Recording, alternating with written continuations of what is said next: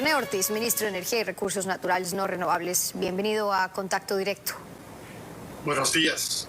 Mucho gusto de saludarle y mucho gusto de saludar a su distinguida audiencia. Buenos días y gracias a usted por acompañarnos. La licitación que anuncia el gobierno para abrir ya este concurso de inversión privada para la repotenciación, para la administración de la refinería de Esmeraldas, ha tomado casi todo el periodo del actual gobierno. Ayer se conoció que finalmente publicaron ya las bases para el concurso, pero ¿ya saben quiénes podrían ser los interesados? Bueno, en efecto, usted ha hecho una narrativa perfecta. Ha tomado mucho tiempo y particularmente yo creo que la parte más esencial del tiempo fue la preparación de los términos de referencia.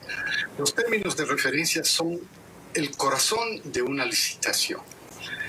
Y en un complejo industrial del tamaño de la refinería de Esmeraldas, evidentemente esto ha tomado su tiempo, pero ya están listos. Ya están en la página web, ya está el anuncio, ya se conocen interesados.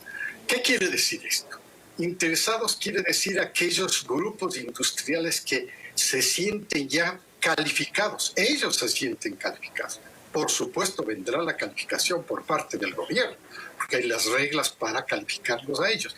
Pero los interesados que se sientan calificados presentarán las ofertas respectivas para este mejoramiento de este bien industrial de la refinería de Esmeraldas. La estimación es probablemente la inversión gigantesca de 2.400 millones de dólares. Nunca antes históricamente se ha tenido una inversión de esta naturaleza. Ahora, por un lado es la inversión que se necesita, pero también nos habla de la cifra que si no requeriría el gobierno para hacer que esa refinería finalmente funcione, y porque la espera ha sido larga en cuanto a lo que se espera de la refinería de Esmeraldas en tiempos. ¿Qué es lo que se tiene previsto con el concurso? Me refiero, ¿ya empieza? ¿Cuándo termina? ¿Para cuándo podría estar hecha esa concesión? Muy bien. Esto es un proceso, los términos de referencia están listos, las compañías empezarán a tomar los pliegos, compran los pliegos, prepararán sus ofertas, presentan sus ofertas. Para finales de noviembre o diciembre está la calificación, está la definición con quién se adjudicaría, a quién se adjudicaría esto. Desde el punto de vista licitatorio, siempre la mejor, la que mejor da ventajas al proceso, comparativamente con la otra, con la siguiente, con la tercera, con la cualquiera. Esto arranca en enero, ya, es el proceso de negociación. Tendrá que hacerse un contrato, evidentemente. Tenemos un ejemplo de esto, de una delegación de esta naturaleza, bastante parecida, que es el OCP.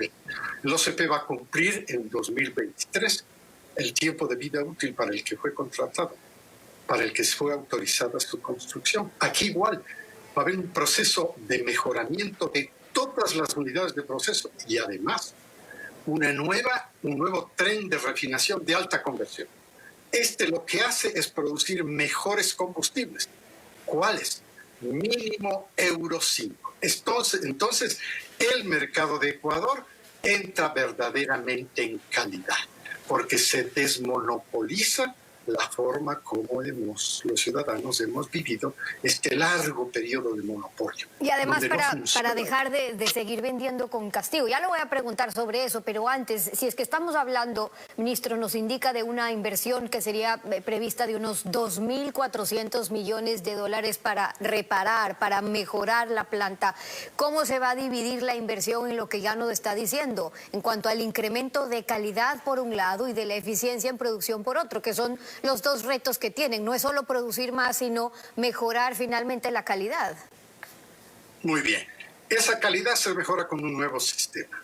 La tecnología que está siendo utilizada al momento es obsoleta. Todos los equipos en general llegan a esa obsolescencia y hay que cambiarlos. Y la obsolescencia tecnológica quiere decir que se mete nueva tecnología. En efecto. Y esta es la que nos va a llevar a este producto mínimo de calidad Euro 5. Esto ya es un paso gigantesco. El mercado de Ecuador nunca antes tenía una situación similar. Si se necesitan esos 2.400 para la operación y que sea concesionada, lo que han anunciado es que entonces esa concesión podría o sería más o menos por unos 25 años. Lo que tenemos ahí es que Ecuador sigue teniendo... La más grande es la de Esmeralda, pero que las plantas no alcanzan a producir suficiente combustible para abastecer la demanda interna. ¿Y qué estamos haciendo? Seguimos importando el 60% de los combustibles que consume. Esa demanda, ministro, sigue creciendo, es decir, hay que darle una solución a la refinería de Esmeraldas. Podrán no oponerse en cuanto a la concesión, sí, en los términos en los que finalmente se den esas concesiones. Sí, en efecto, es constitucional. El marco jurídico está establecido. Esto es lo más importante porque evidentemente crea seguridad jurídica.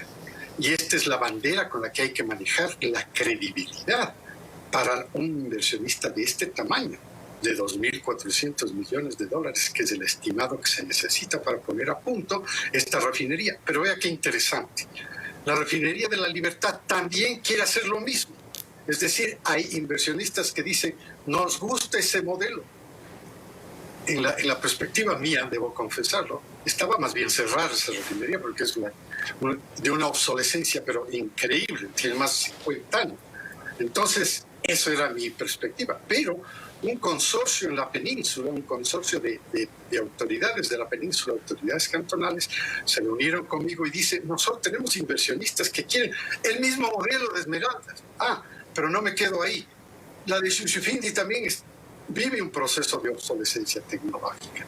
Y hay inversionistas que dicen, a nosotros nos gustaría también la refinería de Shushufindi. ¡Ay, qué maravilla! El modelo gustó. El modelo atrajo inversiones que Ecuador no tiene. No tiene esa capacidad, pero tiene la posibilidad de generar a través de credibilidad, de seguridad jurídica, la atracción para que los inversionistas vean un negocio. Siempre tienen que mirar como un Ahora, negocio. Ahora, y hecho eso no significaría para el Estado, dada la concesión, incurrir en ningún tipo de gasto, es decir, algo que tendría que pagar el Estado, que finalmente son las preocupaciones también a propósito de ello, sobre cuánto va a terminar invirtiendo esa concesionaria, qué es lo que le va a tocar hacer para recuperar. Cero. El Estado, cero. Todo esto es inversión privada. Todo esto es inversión extranjera directa. Inversión extranjera directa quiere decir, con toda delicadeza para usted, sostenimiento de la dolarización. Esto es lo más importante. Sostiene la inversión extranjera directa, sostiene la dolarización por el país. 2.400 millones de dólares para poner a punto esa refinería. ¡Wow! Es la inversión históricamente. Ahora, suena bien. Otra cosa es que finalmente se lo llegue a contratar y luego en qué condiciones se lo hace. Y por eso va a haber transparencia en cuanto a los procesos. Ya se habla que si se va a manejar una parte en confidencialidad, qué es lo que se va a conocer, qué es lo que se va a transparentar. No. La confidencialidad solo existe hasta que las compañías ya han presentado sus ofertas. En el momento en que empiece el proceso, habrá también por primera vez una veeduría totalmente externa, con los mejores ciudadanos de este país, con aquellos que conocen de la materia, que son conocidos a través de los medios de comunicación como gente seria, pasarán a conformar esta veeduría. No ha habido antes este proceso, pero nosotros queremos que exista un proceso de veeduría totalmente externa, sin ningún compromiso, para que esté observando uno por uno todos los procesos. Primero, de calificación de las empresas. Segundo, de evaluación de las ofertas. Y tercero, de definición a cuál se le adjudica, a la mejor. Y luego es que funcione, porque hay que recordar que en esta refinería ya habían invertido para esa famosa repotenciación. Empezaron con 754 millones de dólares, pero terminaron gastando más de 2.300 millones. Ahora, no es un tema de quejarse y que ahí queda. ¿Qué han podido evaluar sobre eso? ¿Qué ha podido hacer el gobierno sobre esto? ¿Cuánto realmente se invirtió de manera útil? ¿Qué porcentaje pudieron ver que es recuperable por su utilidad? En efecto, es un lamentable todo lo que ocurrió en el pasado. Son casi, el estimativo es casi 2.200 millones de dólares, casi equivalente a lo que se necesita ahora que invierta el inversionista privado. Es una pena, bueno, es una materia totalmente judicial, pertenece a otra competencia. Es una pena de todo lo que ha ocurrido en nuestro país en relación con ese proyecto de refinería, de todo lo que se hablaba en los años anteriores, y uno de ellos comentaba negativamente sobre cómo se hicieron las asignaciones, las licitaciones. No había licitaciones, era el dedo el que funcionaba, era el dedo. Y bueno, todos los desastres de esto tiene, desde el vicepresidente sentenciado con preso, detenido, tiene gerentes, tiene directores, tiene personas indiciadas, fugados. Bueno, esa es la función de la Administración de Justicia. Y esta es una buena señal también. Es buena la señal. Así hay que dar las señales para que los inversionistas que viven dentro de la legalidad, ahora, ellos tengan confianza. Una cosa es dar las señales sobre si hay uno que otro detenido, pero lo que a la ciudadanía le interesa es ver si es que esto se fue en pagar sobreprecios, me refiero a lo que se invirtió antes para que hoy finalmente no funcione eso. En todo este tiempo, ¿dónde ha recaído la responsabilidad? No solo por quienes están detenidos, porque decirle al país ahora que, por ejemplo, por 300 millones de dólares que quieren recaudar, hay que anticipar un impuesto cuando malgastaron 2.300 millones de dólares. ¿Quién paga esos platos rotos? Por eso insistía, más allá de lo que le respecta a la Administración de Justicia, también al Ejecutivo, las iniciativas que hay para la recuperación justamente de esos montos, ¿qué ha podido hacer con lo que se pagó de más? O si terminó siendo buena parte que terminó en manos de la corrupción. ¿Cómo recuperar lo robado? Excelente pregunta. La responsabilidad está en este momento en la legislatura. Ellos tienen un proyecto de ley, tienen que responder, ellos están en deuda con la nación, tienen que responder con la ley que persigue el delito hasta recaudar lo que se han robado. Esa es la responsabilidad de la legislatura y luego el Ejecutivo de ejecutarla. Y por eso es que todavía siguen las tareas pendientes, porque de eso poco se ve. Lo que también destruyó... Pero no hay anticipos aquí, no hay, cero anticipos. Ahora, el inversionista privado viene con todo su riesgo. Lo que también destruyó la refinería, ya sea usted un poco menciona eso, fue la mezcla total de crudos. Desde antes, cuando se entregaba la planta de crudo de 23 o de 24 API que contiene hasta el 3% de azufre, luego fue construida, o más bien cuando fue construida para crudos livianos de 28 o en adelante, se hablaba del bajo contenido de azufre, es decir, menos del 1%. Con esta repotenciación, ¿cómo quedaría también el procesamiento, lo que ya hablábamos? Excelente pregunta y excelente referencia histórica. Qué pena, se fue gradualmente destruyendo la capacidad de la refinería. Era diseñada para unas ciertas capacidades, con unas ciertas especificaciones, y fue gradualmente cambiada. Lo que haría esta repotenciación, esta mejora, con este nuevo tren de refinación de alta conversión, es precisamente eso.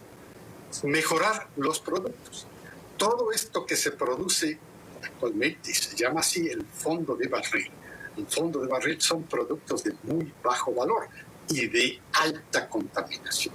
Entonces, señalar como premisa que los combustibles que tiene que producir esa refinería tienen que ser de mínimo Euro 5 es un gigantesco salto de calidad que el consumidor nunca antes, históricamente, lo ha visto. Porque el monopolio no permite eso. Por eso esto parte de una desmonopolización del Estado. Entonces, por un lado es mejorar la calidad, luego está mejorar la producción, que ha sido por lo menos la propuesta en los últimos años, que no se ha cumplido porque ya vemos cómo venimos produciendo en los últimos años, pero luego es cómo lo vendemos, porque tanto esfuerzo para que si luego está mal negociado, las ventajas no lo ve el pueblo ecuatoriano. El gobierno anuncia nuevos créditos de China, se habla nuevamente de la reestructuración de vencimientos de capital, pero se acuerdan nuevas preventas con esta doble reventa. Ahora usted dice, así es, así se vende doble, siempre funciona con la intermediación, pero se ha dado solamente con China en la historia de la comercialización del crudo, que se permita la venta, por un lado, de Petroecuador a los intermediarios, pero para que ellos revendan el crudo a refinerías de Estados Unidos. No la venta a dos intermediarios, a China y al revendedor con un comprador final, que es la refinería de Estados Unidos. Con la experiencia que ya hemos tenido, todavía no es evidente que esta doble reventa, que en la práctica se da, origina un precio inconveniente para Petroecuador. Tiene dos partes su pregunta. Si usted me permite, en primer lugar, referente a la refinería y referente al mercado. El mercado es un nuevo sistema de comercio de combustibles a precios de mercado, pero hay dos productos, gasolina extra y la diésel automotriz, que entran dentro de una banda. La banda es la que permite fluctuar. Y lo hemos visto. Ya estamos junio, julio, agosto, ya estamos corriendo septiembre. Prácticamente la gasolina extra no ha subido, porque el WTI al que está referenciado todavía no sube. Sigue manteniéndose. Le hemos medido y vemos que va lentamente. El diésel sí. Partió de una base muy baja, no sé, con 4 centavos.